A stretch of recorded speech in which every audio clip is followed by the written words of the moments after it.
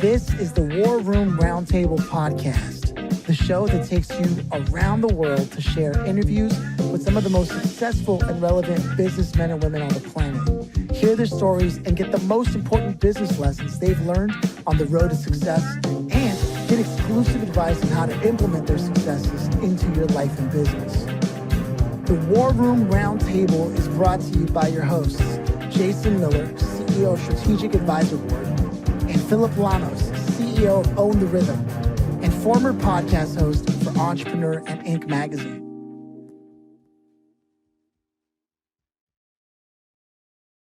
Welcome to the War Room. Matt, it is a pleasure to have you here. How you doing, man?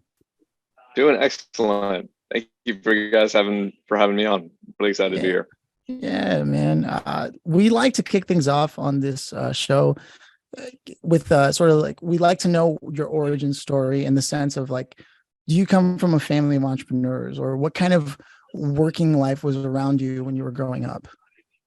Yeah, I appreciate that question, because I actually did come from a family of entrepreneurs. My dad, when I was growing up, I remember he would always be very interested in direct response marketing. I'd be in the car with him and be playing sales tapes, teaching people how to do sales calls, cold calling, stuff like that.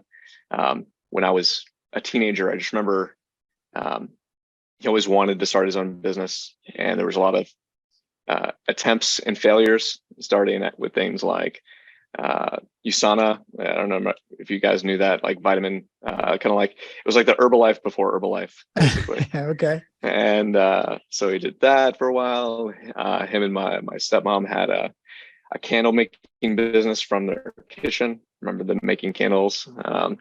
Then eventually, a lot of things just started, fizzled out. Eventually, he did get some success with a health supplement business, and his first product was a colon cleanse that they kind of figured out the recipe again from their kitchen. And during that process, he was just teaching me about direct response. When I was a young teenager, the internet was starting to become more popular. He was teaching me about things like affiliate marketing, and I remember getting set up with my first ClickBank account and Commission Junction.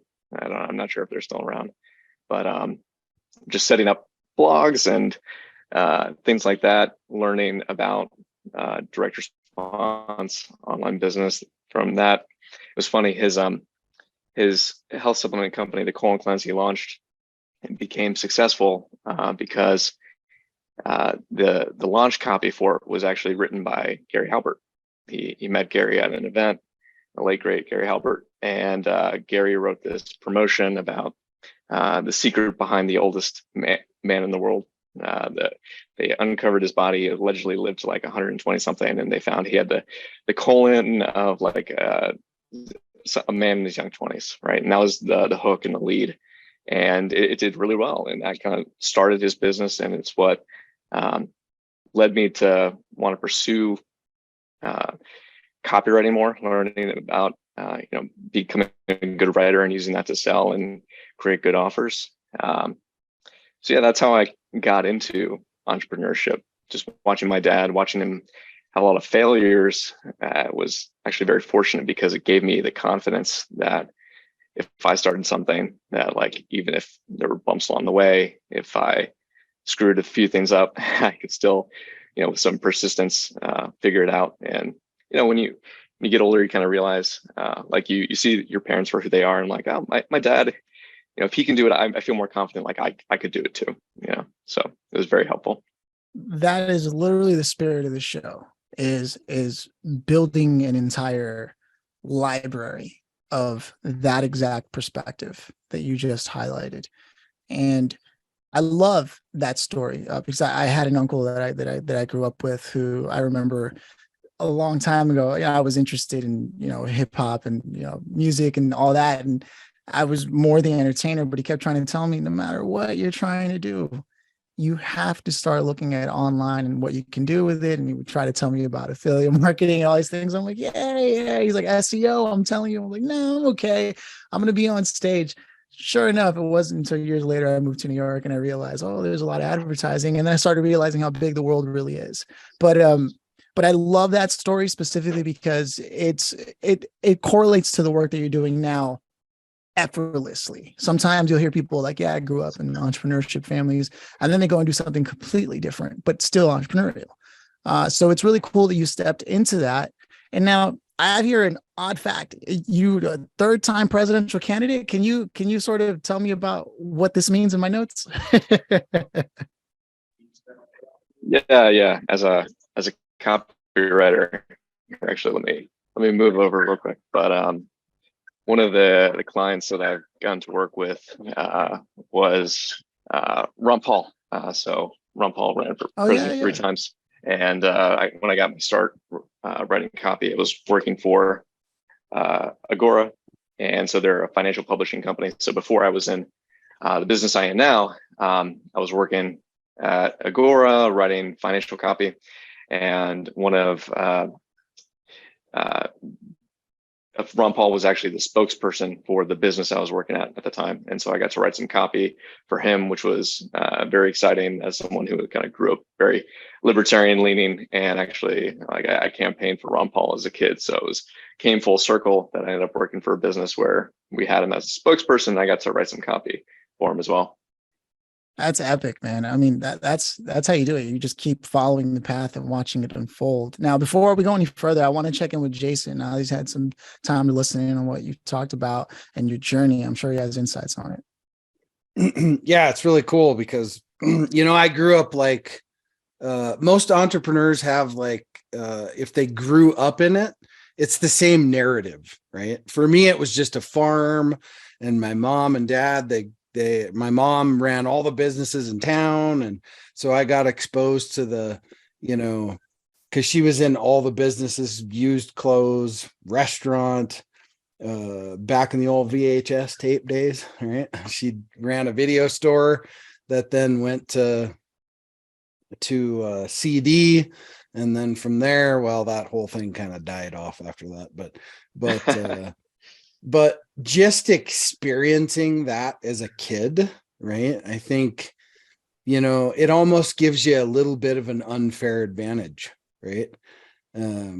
Because you're seeing it in real time unfold in front of your face. And there's no course you can take in the world that will ever replace that real world experience to where,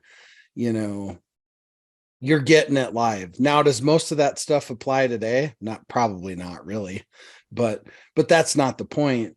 The point is, you got to go through that experience, and that shaped your path where you were going to head from that point forward. So great story. And it's a story that many of us have that are all very similar. It's just a little different narrative in there. That's all. So it's good stuff. Yep. Yeah, man. For me, it's just interesting that you eventually got there, right? And from that work, is that what led to founding your own company that focuses on copy and things of that nature, or was there something that happened just before that? So there's, like any story, it's kind of long and it goes Sure. on many different paths, and there's twists and turns and stuff. For me, I went to my dad recommended this entrepreneurship camp to me when I was, I guess I was about 21, and it was in Lithuania, and I had to apply for it. It was a free camp, but if you got accepted, you got to go. And when I applied, I got accepted, went out to this camp, and this camp was put on by a bunch of direct response entrepreneurs and people who own publishing business in the info space. So one of the founders of the camp was a partner in a business called Early to Rise, as well as a business called Sovereign Man. And so I went out there, and that was really when I first learned, like, one of the things that that partner said was, if I had to know any skill to help me as an entrepreneur, that skill I would want to learn would be copywriting.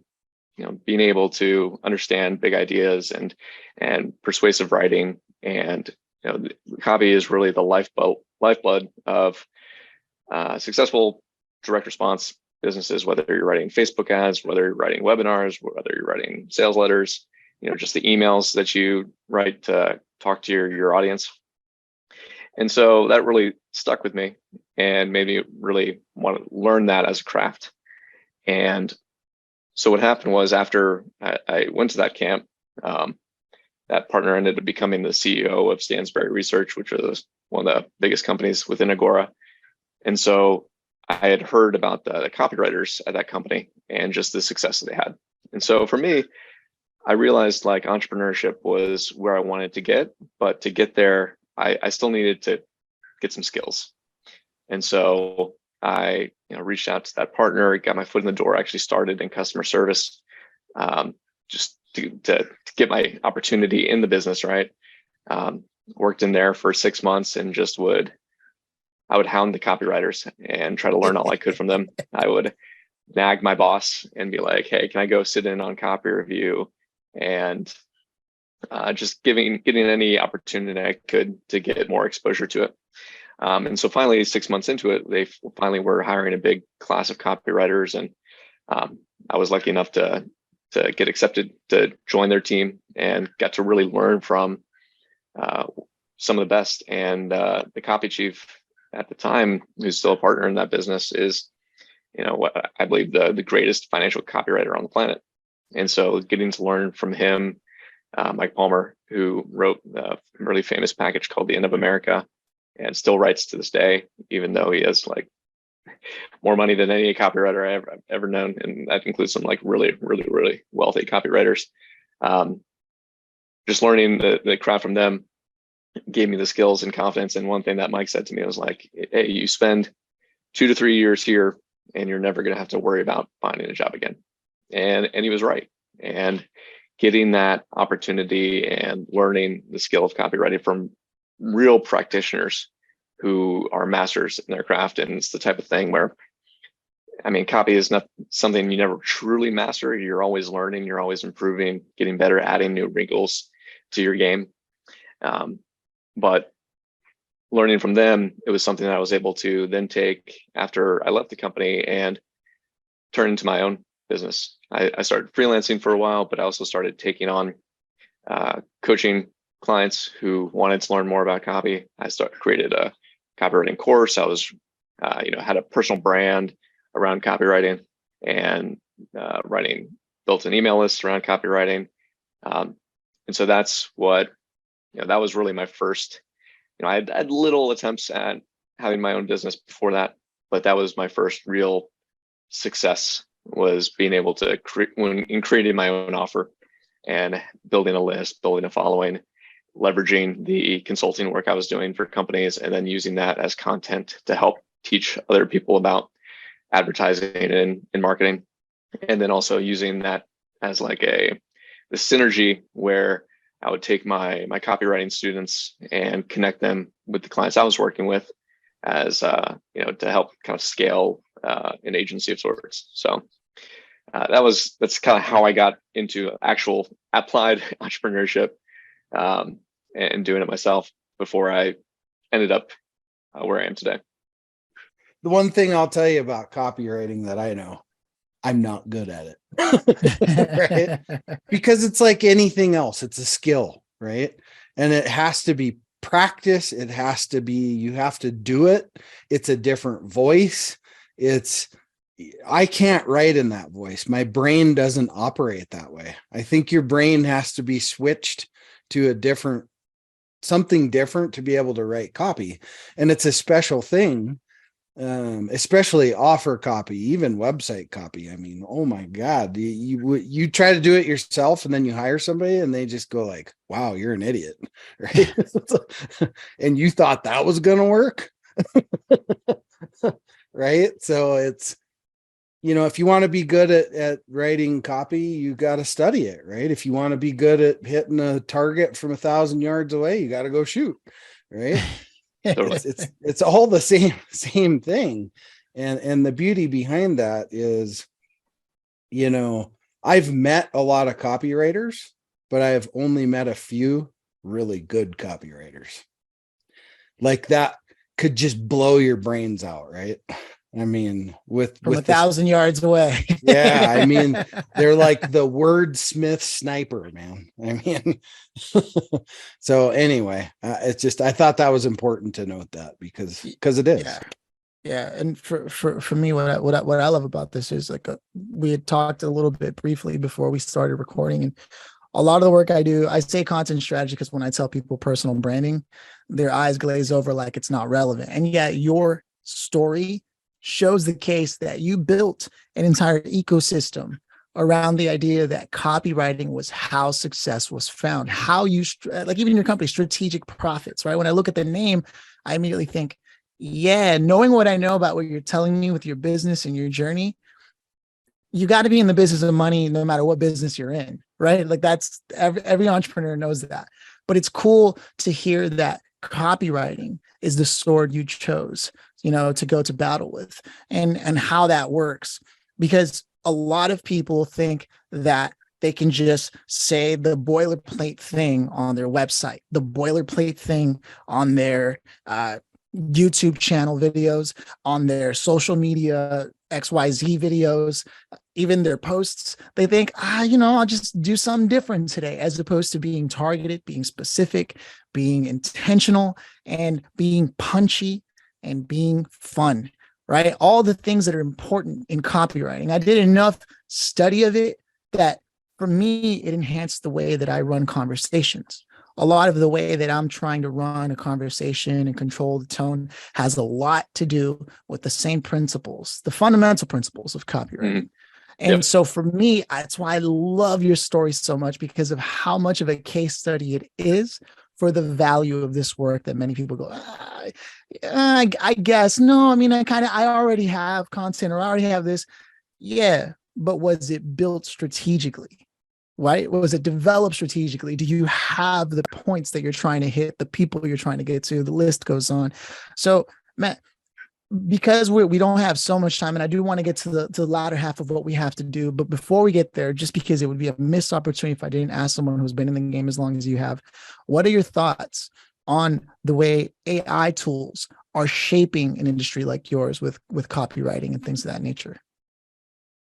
Yeah, that's a great and very timely question, Phillip. I know this week I was playing with Chat GPT, and I know a lot of folks were, right? Over the past few months and or even over a year or so, like Jasper, the AI copywriting tool has become very popular. So just in my own experimentation, I would say that it definitely has its place, and it's definitely relevant, and it's going to become more and more important. I think, it's like the ATM, and a lot of people were worried when the ATM was invented that it was going to put all bank business, and that you would have need for a bank teller anymore. But really what it did was just, it actually elevated the role of the bank teller and the type of work that they were doing, right? They didn't have to just get you your cash, right? They were setting up accounts. They were more involved in the sales process. So doing their job from a higher level. And I think that's what AI is going to help copywriters do. And a lot of folks do in how they, the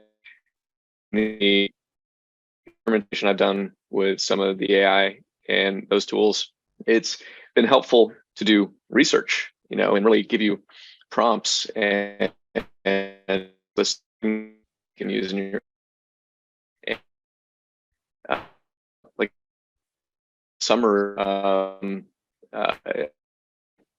research that's in technical jargon, and you want to simplify it. An AI tool could examine and analyze that data and give you the bullet points, for example. And that's something that typically you're having to do as a copywriter, spend a lot of time reading that report, going through the information, finding out the big takeaways, and then yourself having to put that into simple language. But if an AI can fast forward that process for you, then that's super handy. And even just like helping you come up with like a list of objections or a list of benefits, right? Like if you're just thinking about, okay, what is the benefit of green tea for your health, right? You could say, give the AI a prompt and say, tell me 20 benefits of green tea for your health, right? And it would give you a list of benefits, and then you could take that even further and take each of those benefits and then start to do more granular research using the AI. But it's not like a full replacement where you can say, okay, AI, write me a great sales pitch for X product, and it's going to have it perfectly worded and get you something that's just a wonderful sales letter from scratch in a few minutes. But it is going to speed up the process of doing the research, of coming up with a list of ideas, or just helping you ideate. I've seen some really incredible art, for example, that's been created from AI. So it can help you come up with unique angles that you might not spontaneously think of on your own, but using that in conjunction with what you do as a copywriter in your process as a copywriter, I think I think there's huge potential there. Yeah. I mean, making it compelling is an entirely different story, right? Because it just spews data within a restricted form based on your question, but making it compelling, punchy, it might even simplify it for a 7-year-old, which is like the pitch that most of these things use, but it cannot make it targeted specifically to your audience yet in a way that's compelling, timely, et cetera. And it may eventually get there too. Then, like you said, that'll just continue to elevate the role, which I think was the most profound thing that you said, is for anyone considering how artificial intelligence may impact their work.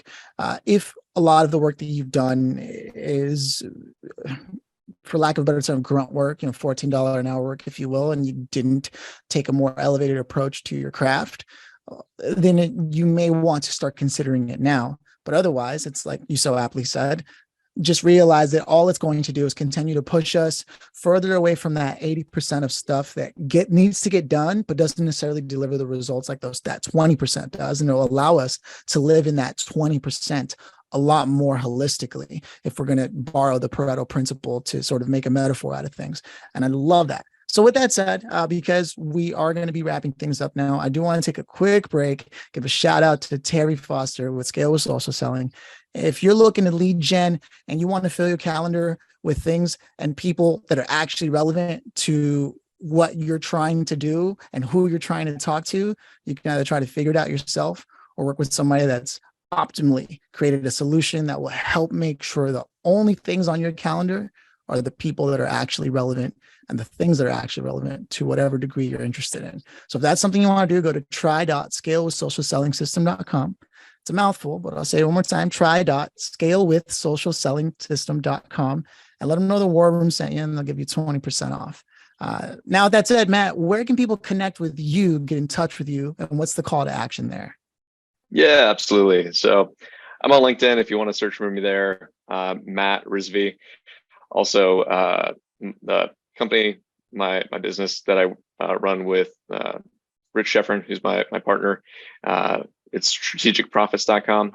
So if you want to go to strategicprofits.com, see all the content we put out, that's where you go for that. Love it. Now, with that said, if we're good for it now, I think it's time for the grand finale, right? Yeah, you bet. All right. So, Matt, if you could have invited anyone to this conversation today, based on everything that we covered, who would you have loved to have had here, and why them? Just because it's top of mind, I recently read Titan, which was the biography of John D. Rockefeller, and I was just blown away. I read a good amount of biographies. My perception of Rockefeller completely changed after reading the book. I think the modern perception and just the mainstream perception of Rockefeller as an oil baron, as a monopolist, as someone who took advantage of their wealth and power as in a capitalist society. Like there's a lot of negative connotations around the power he wielded in his but it just blew my mind. The other story that most people don't really know about Rockefeller, and like, for example, just how humbly he lived, and how he didn't really spend a lot of money on lavish things. He lived very simply. He was very pious and a very religious person, and donated so much of his wealth to good causes. And so I really resonated a lot with my my viewpoints with Rockefeller. And so I just it's something that I think a lot of people, especially entrepreneurs, I think often, like, there's some entrepreneurs who I don't resonate with. For example, Steve Jobs. Like, I have a lot of respect for Steve Jobs, but he's not the type of CEO that I would want to be. But when I read about John D. Rockefeller, that was someone who, on many different levels philosophically, reached out and just felt like, if I knew John, back in the day, or if he was sitting with me now, like, he's the type of mentor, the type of role model I would want to emulate as an entrepreneur. And so, if you haven't read his biography, Titan, I highly recommend it. And that's just a person who has been top of mind for me of late. Respect. I love it, man. I love it. For me, it's been an absolute pleasure getting to chat with you. It's tradition right here for Jason to close us out, so I'm gonna let him do that. But I got to say, man, I really enjoyed this. Awesome. Thanks, guys. Yeah. Well, hey, thanks for coming to the War Room. Really appreciate it. We all have the same 168 every week, and you took 30 out of yours to be here with us. So that just speaks for itself.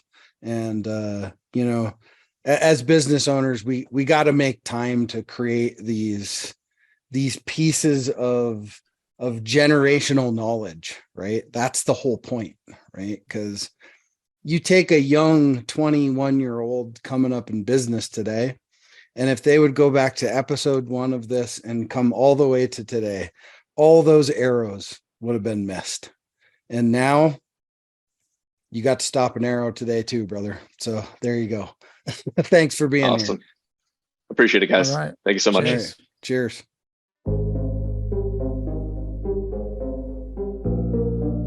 Thanks for listening to the War Room Roundtable with your hosts, Jason Miller and Phillip Lanos.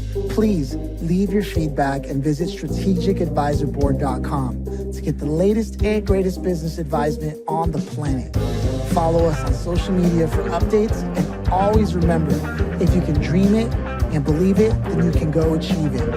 We'll see you in the next episode.